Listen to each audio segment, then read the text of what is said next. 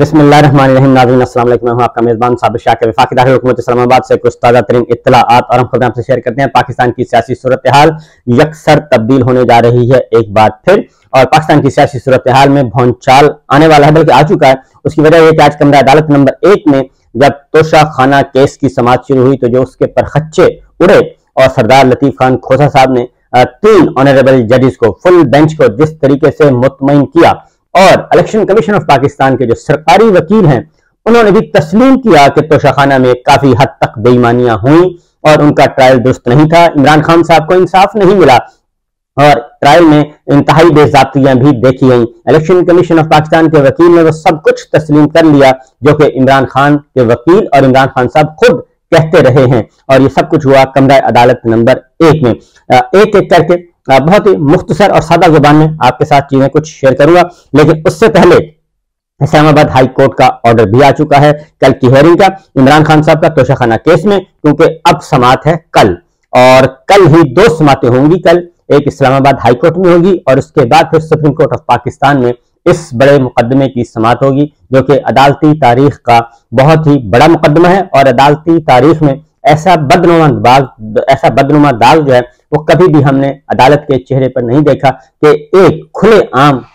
दिन दिहाड़े एक ऐसा गैर कानूनी फैसला, गैर कानूनी ट्रायल किया हो कि दुनिया भी उस पे उंगलियां उठा रही है कि हमारा ये कैसा निजामी इंसाफ है। और जज हमायूं दिलावर साहब पे किस कदर प्रेशर था वो सारे का सारा आया है, और फिर उनको उसी दिन लंदन भेज दिया गया और वो लंदन उड़ गए। तो बहरहाल चीजें सामने आ रही हैं और अब इमरान खान साहब की तोशाखाना में रिहाई बहुत दूर नहीं है। आज या कल या परसों ये रिहाई हो जाएगी, इसको कोई नहीं रोक सकता। और तोशाखाना केस में जो सुनाया गया फैसला है ट्रायल कोर्ट का वो बरकरार नहीं रह सकता,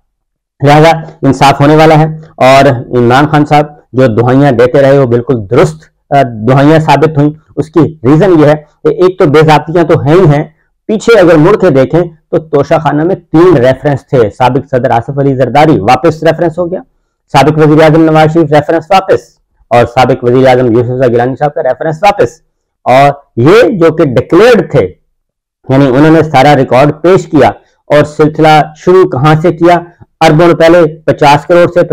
50 अरब रुपए तक इसको लेके गए, और फिर उसके बाद कहा गया जी ये तो केस है कि आपने गोशवारे सही जमा नहीं करवाए, और ये गोशवारों तक मामला आ गया, ये यहां तक आया। और फिर उसके बाद बाकायदा तौर पे ये हिदायत और पेशकश ये थी कि इसमें लिखें कि ये करप्ट प्रैक्टिसेस हैं। तो बहरहाल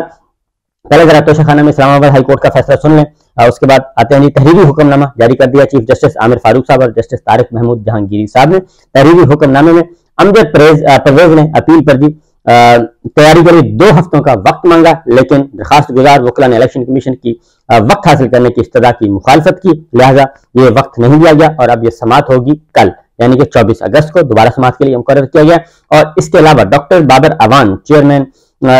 अवान से कहा गया कि वो चेयरमैन पाकिस्तान तहरीक इंसाफ इमरान खान से जेल में मुलाकात करें, क्योंकि उन्होंने दरखास्त दी थी, लिहाजा उनकी दरखास्त कबूल की जाती है। और डॉक्टर बाबर अवान की दरखास्त रजिस्ट्रार ऑफिस ने एतराज आयद किए थे, लेकिन उसको दुरुस्त करा दिया, एतराजात खत्म हुए। तो अटक जेल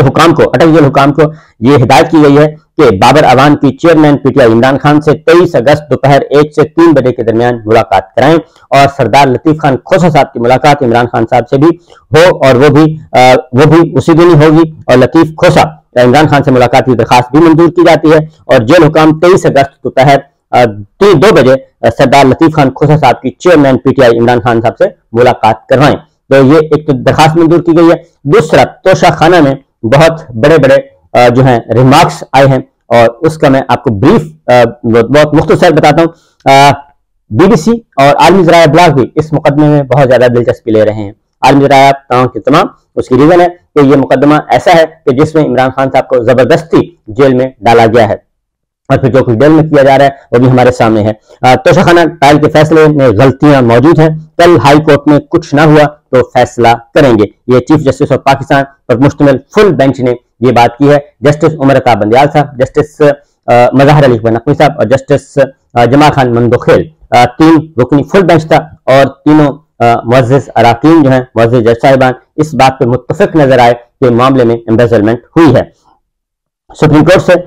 एक और पहले ये आपको बता दूं कि तोशाखाना में क्या क्या बातें हुई हैं। तोशाखाना में एक और बात भी की गई और उन्होंने कहा कि जी बादी नजर में, जो फुल बेंच ने कहा कि बादी नजर में ट्रायल कोर्ट के फैसले में गलतियां मौजूद हैं और उसमें उनको हम सही करेंगे और ये भी हो सकता है कि पूरे का पूरा फैसला ही कलअदम करार दे दें और रिमांड करवाने के बजाय और इसको कलअदम करार दे दिया, क्योंकि उसमें बहुत सारे क्वेश्चन लॉ पॉइंट्स उठाए गए हैं और वो लॉ पॉइंट्स ये हैं कि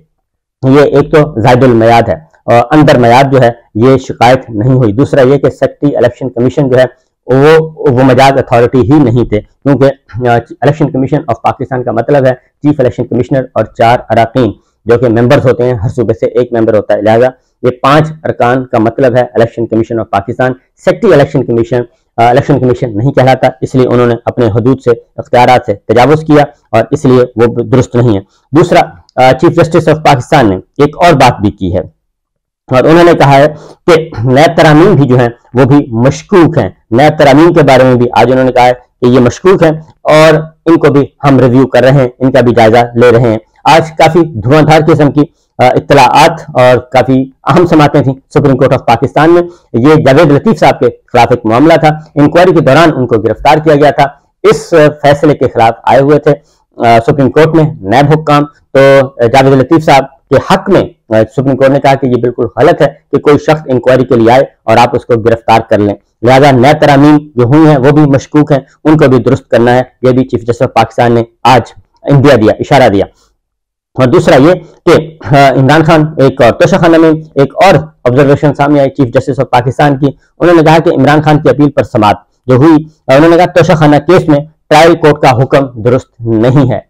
तोशाखाना केस में ट्रायल कोर्ट का हुक्म दुरुस्त नहीं है। अलबत्ता चीफ जस्टिस साहब ने एक बात की, उन्होंने कहा कि इसमें फैसले को हदफ तनकीद बनाएं क्योंकि वो पब्लिक डोमेन में आ जाता है, पब्लिक प्रॉपर्टी है, लेकिन ऑनरेबल जजेस को आप तनकीद का निशाना न बनाया करें और जब फैसला आ जाता है तो पब्लिक डोमेन है, पब्लिक प्रॉपर्टी है, उस पर आप डिस्कस करें, जायज तनकीद करें, तामीरी तनकीद करें, उससे कोई खिलाफ आइन और खिलाफ कानून उसमें कोई चीज नहीं है।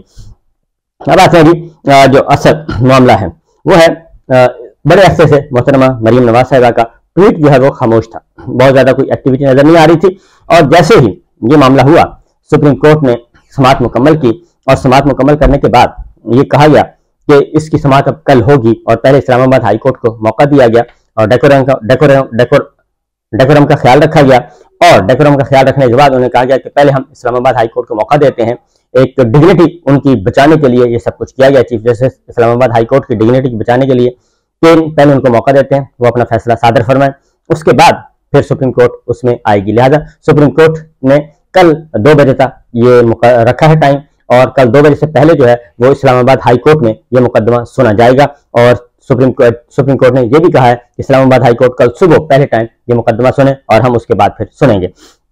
इस तरीके से ये सारे के सारे मामला चल रहे हैं और दूसरी जानिब chief justice Islamabad high court के खिलाफ बाकायदा तौर पर दरखास्त पेटिशन भी दे दी है पाकिस्तान तहरीक इंसाफ के चेयरमैन इमरान खान ने और बड़ी सख्त ड्राफ्ट की गई है और उसमें बहुत ही संगीन तरीन किस्म के इल्जाम आयद किए गए हैं कि हमें कोई रिलीफ नहीं मिल रहा और न सिर्फ रिलीफ मिल रहा है बल्कि इंसाफ के रास्ते में रुकावटें डाली जाती हैं, एक आम से आम मुकदमे में भी और एक अहम मुकदमे में भी। और उसका ये सिलसिला शुरू हुआ था जब इमरान खान साहब को इस्लामाबाद हाई कोर्ट से अदालत के अहाते में दरवाजे खिड़कियां तोड़ के और अदालती अमले को जख्मी करके और वकला को जख्मी करके वहां से अगवा किया गया था और उस दिन उस अगवा को, उस गैर कानूनी उठाए जाने को जो है supreme high court chief justice साहब ने कानूनी करार दे दिया था, जायज करार दे दिया था। वो एक बहुत बड़ा धचका था और उसमें ऑनरेबल जजेस जो हैं इस्लामाबाद हाई कोर्ट के दीगर ऑनरेबल जजेस वो भी शॉकिंग न्यूज थी उनके लिए कि ये कैसे मुमकिन है कि इमरान खान साहब को एक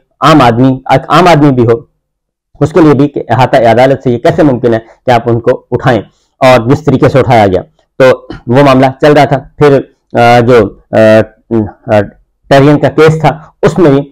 2 ऑनरेबल जजेस जब फैसला कर चुके थे तो वो फैसला जारी नहीं कर रहे थे चीफ जस्टिस आमिर फारूक साहब और उन्होंने फिर मजबूरन उन्हें वेबसाइट पे अपना जजमेंट जारी करनी पड़ी। तो आमिर फारूक साहब ने फिर वो बेंच भी तोड़ दिया था, हालांकि वो बेंच टूट नहीं सकता था क्योंकि फैसला महफूज हो चुका था और तमाम जजेस दस्तयाब थे। तो ये सिलसिला हर जगह चल रहा है और मामला जो है आगे से आगे बढ़ रहे हैं। इसी तरीके से एक और भी खबर है और वह बुशरा बीबी की 2 मुबैना ऑडियोज की फोरेंसिक टेस्ट करवाने का फैसला किया गया है GIT ने, और ये भी तोशाखाना के मामले में, क्योंकि अब ये मामला जो है अभी हार मानने के लिए तैयार नहीं है। ये भी चल रहा था, मैं आपको बता रहा था कि ये चीजें अभी चल रही थी। ये भी समाअत खत्म हुई। समाअत खत्म होने के बाद इलेक्शन कमीशन के वकील अमजद परवेज साहब, और अमजद परवेज साहब को पता है शरीफ फैमिली के भी वकील हैं, तो उन्होंने फौरी तौर पर मरियम साहिबा को आगाह किया और बताया खतरे की घंटी है और ये प्रोजेक्ट जो है वो हमारा सारे का सारा मेहनत जो है वो फ्लॉप होने का खतरा है, और कुछ करें, और ये चीजें सूरत हाल कंट्रोल में नहीं है, और इमरान खान साहब जो हैं वो रिहा हो रहे हैं, और ये सारे का सारा जो तोशाखाना है वो फना होने वाला है, बल्कि उसका जनाजा निकलने वाला है। तो उसके बाद फिर मरियम साहिबा एक्टिव हुई, उन्होंने ट्वीट किया, और ट्वीट में उन्होंने फिर चीफ जस्टिस उमरता बंदयाल साहब पे कीचड़ उछालने की कोशिश की, और उन्होंने ये कहा कि न सिर्फ कीचड़ उछालने की कोशिश की बल्कि कीचड़ उछाला, और उन्हें कहा कि जी इससे इमरान खान साहब जो हैं